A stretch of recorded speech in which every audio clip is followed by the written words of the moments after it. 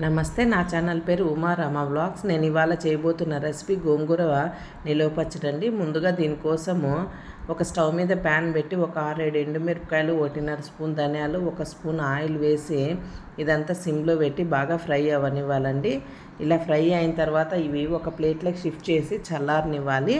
తర్వాత నేను పచ్చడి కోసం ఒక 3 కట్టల గోంగూరను తీసుకొని బాగా శుభ్రం చేసి వాష్ చేసి ఆరబెట్టిన తర్వాత అదే ప్యాన్లోకి వేసి 1 స్పూన్ ఆయిల్ వేసిన తర్వాత ఇది సిమ్లో పెట్టి బాగా ఫ్రై చేసుకోవాలండి, లేదంటే గోంగూర అడుగు అంటుతుంది. ఇక్కడ చూపిస్తున్న విధంగా బాగా మగ్గిన తర్వాత దీన్ని కూడా ఒక ప్లేట్లోకి తీసుకొని చల్లారనివ్వాలండి.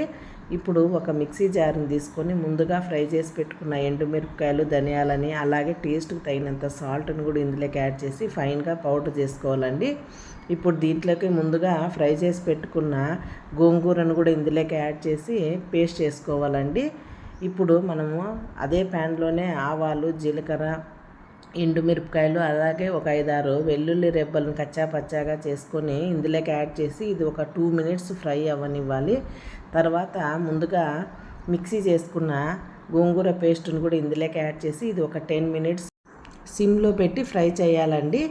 ఇలా చేయడం వల్ల ఆయిల్ అంతా గోంగూరలో నుంచి సపరేట్ అయిపోతుంది. అప్పుడు మన గోంగూర పచ్చడి రెడీ అయిపోతుందండి. ఇలాంటి మరిన్ని రెసిపీస్ కావాలంటే మన ఛానల్లో కమెంట్ చేయండి. మన ఛానల్కి కొంచెం సపోర్ట్ చేయండి, సబ్స్క్రైబ్ చేయండి.